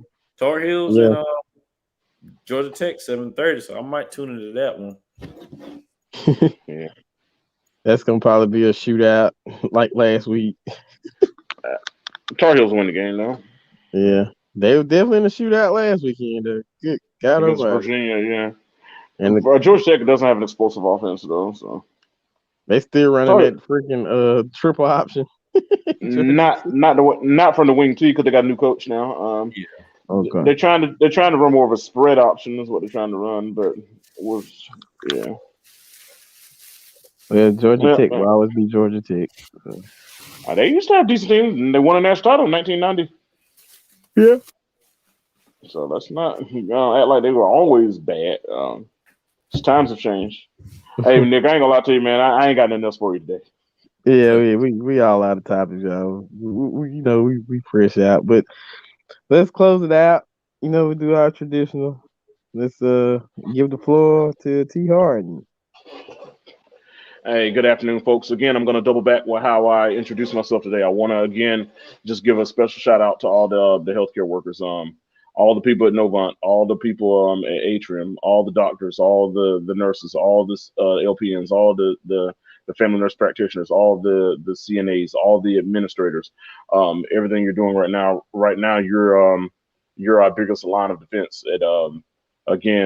Just through the last year and a half or so, you guys have helped comfort people, helped comfort families, helped through the grace of God save people, and I think you are people who are ordained to do God's work. So again, you guys deserve to be commemorated, and I'm thankful for the work and the efforts and the time you sacrificed to help people get well and recover. All right, D-Ron. Once again, I would like to say, good show, fellas. Enjoyed it on this good, nice, beautiful Saturday afternoon. As always, just be the best person you could be, love everyone, and just do what you can to be the better person in this world, to help everyone that needs help. So, just be there for people that really needs help, support everyone that needs support, and always keep God first. Amen. Amen. And let me close it out.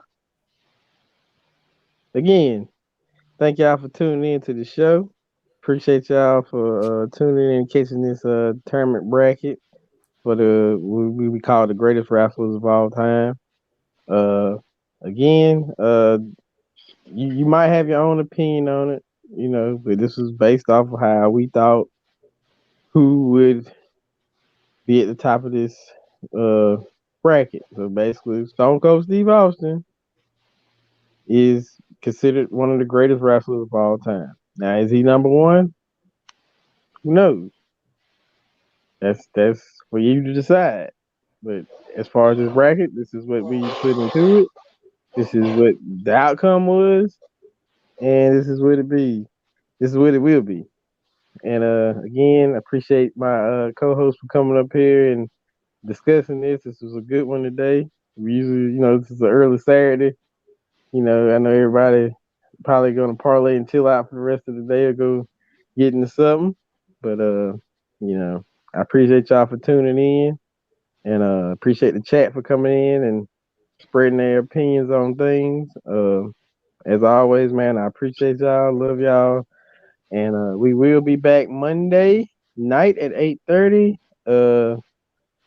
I got a slew of things that I'm gonna talk about then, so definitely tune in for the Monday show as well. And we will probably be back. Depending who plays Thursday night, we'll probably be back Thursday night for our sports segment. We'll let you know what that'll be as the week goes on. Appreciate you, Chill Time, for coming through. Wendell and who else was in here? Chill Time and Wendell and Gucci. I'm Gucci was in here as well. Appreciate y'all for following through, man. We about to get up out of here. Saturday afternoon. Still got a little sunlight left. So we're gonna go and enjoy the rest of our afternoons. And again, y'all, appreciate y'all for pulling up. Always. And we up out of here. We'll see y'all next week, man. Peace. Peace. See ya. Peace.